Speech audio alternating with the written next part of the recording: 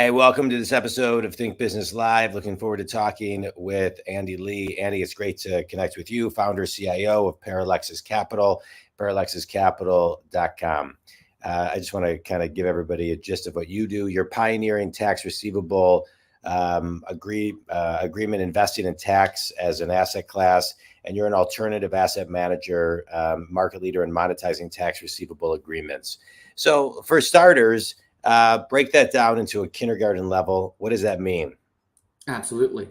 Yeah. So think about it like for individuals, you file your taxes on April 15th with H&R Block. And H&R Block says, John, you've overpaid your taxes.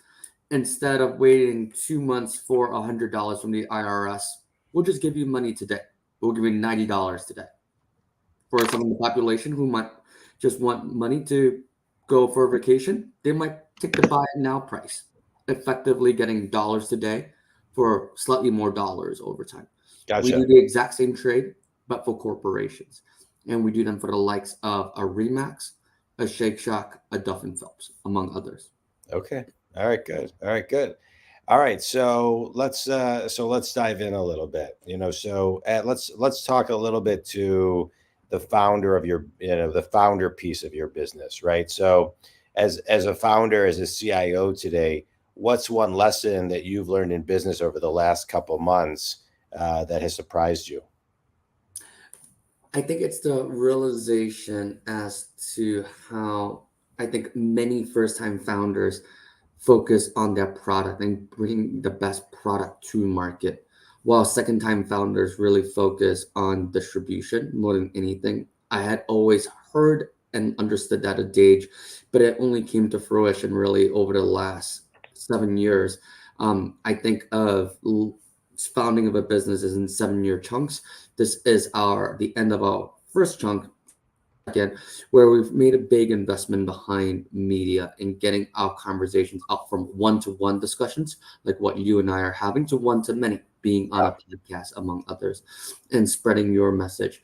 You can do a lot going one-to-one, but ultimately, if you want to have scale and impact, you're going to have to do one-to-many, and such that your message can be clearly and your value proposition be understood by many versus just a single individual. Yeah. And so those are elements that I didn't fully appreciate, and I've only realized the power of media over the course of the last Yeah. year. And I think Andy, it goes deeper than media too. I think there's, you know, having a great product or a service and figuring out how to monetize it in different ways is also really, really important. So, it's distribution and how I think in the professional service world, as well, is kind of connecting with people and the platform that you're using, as well as the marketing and the advertising to get people to use it. So I think we could talk for an hour on how that works, but I appreciate how you kind of broke those up, because I think a lot of people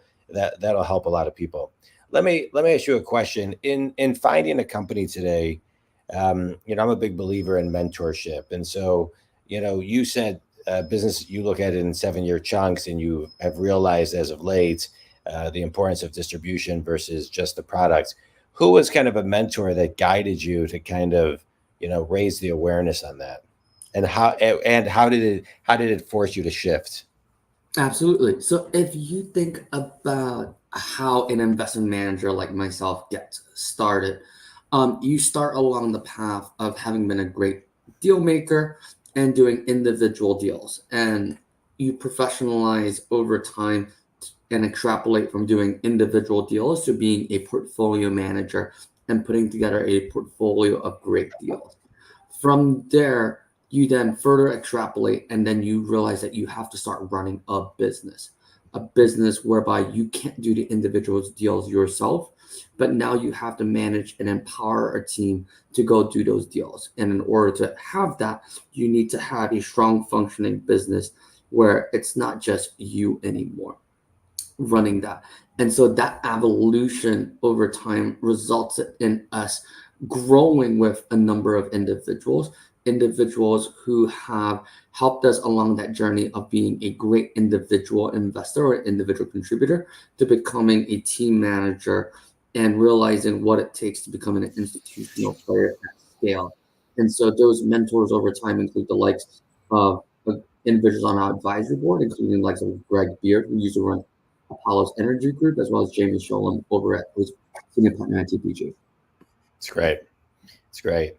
And so when you were getting that feedback from mentors, and you've evolved as you look at your business now, when you get stuck, are you able to get unstuck faster? And how do you do that? I think many of those elements, you people can tell you where they view you getting stuck. Um, you're ultimately gonna need to make a decision for yourself if you're willing to break free. So, what's an example? Every business has technical debt.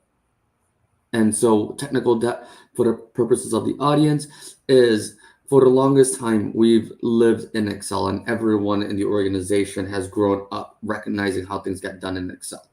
If you want to take the next step and make things more institutional, more systematized, and more programmatic, you want to upgrade yourself into things such as NetSuite, among Yeah. others. And so that requires a level of growing because no longer can people just do it themselves. They need to be able to do something that transforms that information to make it more scalable across a growing organization. And many people are reticent to do it because they've done something for the last 10 years themselves, growing up in Excel, all of a sudden doing something into a system that they don't control is very trying. Yeah. But if you're ever going to scale beyond your own efforts, that's a requisite. And so being able and willing to pull the plug and the bandage off something is something that most business owners are really struggle to do. And I don't blame them. There are two zones in life. There's comfort and there's growth. If Yeah. you're comfortable, you're not growing. If you're growing, you're not comfortable. Yeah. Pick your poison. Yeah, I agree. And then, I'll add something else onto that, which is you got to have the courage to actually make a decision and jump. And courage can be very uncomfortable because a lot of times you're taking a leap, but that's what leaders have to do, and reverse engineer and rewind. As a business coach, I work with a lot of companies, you know, hey, we got to have the courage to make this move. Now let's rewind all the steps we got to do to kind of make that move. So I think that's great. Let's do a mini business course on your business, right? So you're talking about companies like Remax and Shake Shack are using you again. You're an alternative asset manager and a market leader in monetizing tax receivable agreements. So let's do a 3-part mini business course on what that actually means, on how a company who's listening to this right now could recognize in 3 steps, that makes sense, I need you, and this is how, and how I can work with you. So what would step 1 be of that, Andy? Step one is realizing that you have a large tax asset. So, simplistically, things such as a net operating loss that you might have that's suspended in a passive format is an easy avenue. But every business has tax assets. We gave the example of your personal tax refund that you might be waiting for a month. When you go shopping and your significant other goes shopping in Europe, you might get a VAT tax refund from, name your favorite brand, Hermes, Chanel, whatnot. And when you go to the airport, Global Blue is willing to offer you a buy it now price for that VAT tax refund. Mm-hmm. Tax is the largest asset class in the world that people have never thought of. It is pervasive across our society, and everyone has a tax asset. Now the question is, how can you unlock it in a cost-efficient manner to create solutions that make sense for each individual? Yeah. All right, good. Number 2. Step 2 is primarily around accessing opportunity sets. And so, to my last point about acquiring the asset and understanding your customer acquisition cost, it doesn't make sense for a firm to go out and buy each individual tax asset, primarily because it's such an educational element requisite for you to realize that you have a tax asset, B, for you to realize what the cost of that capital is to get that buy it now price. And so finding channel partners might that be the likes of an H&R Block, where you can provide that factoring solution at scale and in a format and drive sufficient volume to overcome that CAC is a requisite in order to unlock this otherwise uncorrelated asset that many investors want to have within their portfolio. Love it. Good. Number 3. I think it's try to understand for yourself what the value of your asset and what your personal cost of capital is. Obviously, if our cost of capital is 20% and your personal cost of capital that you value your time and money at 10%, there's not a trade to be done. Yeah. And so understanding for yourself the size of your asset, how much does it cost to access a solution, and finally, what do I think my indifference point on a cost of capital basis makes sense? Yeah. Those are the 3 elements that I might bring to bear. I love it. Those are, that was a good mini business course. I think giving people a lot of insight. Let me ask you a question. So, success is never a straight line. You've started this company, you've built this company. You can break things down in a very succinct way. You look at business in 7-year chunks, and have shared a lot of levels of awareness as you've grown. Let me ask you this: when what was the path for you to get here? So this is semi-random. I had the option to go to college a little early. I went to college when I was 15. When I graduated, I was 17, and my dad refused to sign my lease in New York City. And so I was like, what do you want me to do? He said, a PhD. My dad's professor. I said, what am I going to get a PhD? And we met in the middle. We did a master's. I did a master's in taxation. The only reason I did it was threefold. 1, it was a 1-year program. 2, it had no coursework participation, so you didn't need to go to class. And finally, it was an open book exam at the end of the year. And so that was an absolute God fit send for someone who didn't want to go to school. Post that, I started my career at Citigroup in investment banking, and then subsequently moved on to a private equity firm. There, I learned about the asset class that I work on today, but ultimately the opportunity set was just too small for them. And so the partners would be basically, hey, Andy, why don't you go do it? If it doesn't work in 2 years, come back. We'll give you some money for you to make this work. And so that's how it all got started. It's great. It's been 7 years. We raised 6 months. You finished college at 17? That's right. How did that? You started college at 15? That's right. So are you in a way a prodigy? I would not go that far. I think it's more so monkey see, monkey do. There were a number of kids from my hometown who followed in that program that I was part of. My sister included. She's way smarter than me.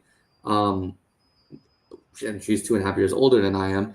And so it's like monkey see, monkey do. You see your older sister go through a program, you're going through the program. So did you skip high school, or how did that work? Effectively, sophomore and junior year of high school. You skipped sophomore and junior, and obviously maybe senior year, kind of? Ish. That's right. Yeah. Wow. That's pretty impressive. And it's not as impressive when everyone else is doing it. You just go with it. That's all you know. That's all you do. That's that's the standard that you abide by. But do you recognize how cool it is, and once you're out of it and look back as an observer? My wife and I have articulated that we would not want our kids to do it. So look, I'm incredibly blessed that I have had that opportunity and intellectual horsepower to go through a program like that. That's not something that I would want for my kids. Yeah. Because life is you all end up in the same place. Well, first and foremost, and 2, why are you in such a rush to get through life? So that's the lesson. No, don't rush. Different strokes for different folks. I've been very thankful that it's opened a ton of doors for me, especially individuals who come from that same program and that same hometown. I very much have significant recognition if you are able to get through the program. It's just not something that I would necessarily want for my kids. Yeah, I get that. Yeah. All right, good. All right, let's do a quick speed round. Tell me a book that's had the biggest impact on you. I think there are a number of books, but the book that I would say really struck me more recently is the book by Dale Carnegie on how to win friends and influence people. Yeah. Look, fundamentally, sales is the most senior skill set in life. In the same way that you're selling customers, you have to ultimately sell your wife or significant other on marrying you, your kids on eating vegetables. You're gonna have to sell people on why they should partner with you, why they should come join you at your firm. Because the four forms of leverage in life are people, it's media, it's capital, and it's processes. Yeah. How can you bring and recruit leverage across all four of those elements to be able to put your best self forward? Yeah. I love it. Best piece of wisdom you've ever received? Best piece of wisdom that I've ever received. Um, I think it's the adage that Facebook has always had, move fast and break things. I think Yeah. many are unwilling to pay that price to constantly hit reboot, primarily because they have legacy businesses and individuals who have technical debt that they are too beholden and loyal to take that next step. Yeah. So if you think people always ask how big is your organization as a modicum of what success looks like. And Yeah. I really struggle with that because whenever I walk into a room that's full of people, I typically think of why do you need so much people? Why do you need so many people? Because typically, in my mind, the first few individuals are probably top tier individuals. Thereafter, you just start reverting to the average or the median, and so all of a sudden, what was once an intense, high quality group gravitates to being a group of mediocre individuals. Yeah. Okay. Good. Good. Finish this sentence. One thing everybody can do to kind of tap into their inner genius is. Realize that life is a struggle. Yeah. Most people are sleepwalking through life.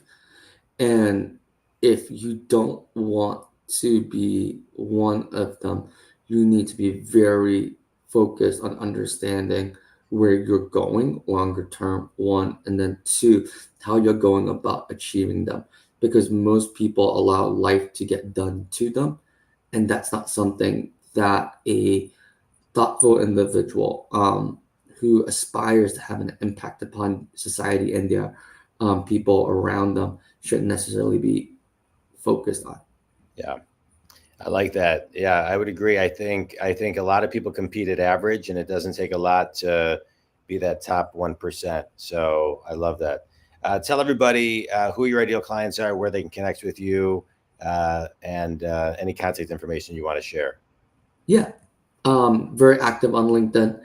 So would love to engage with your audience there. And look, the only people that we care most about are holders of tax receivable agreements. Like they run the gamut across names such as a Solo Stove, a Shake Shack, among others. And our job is to get in front of them. So if you have a tax receivable agreement, we'd love to chat.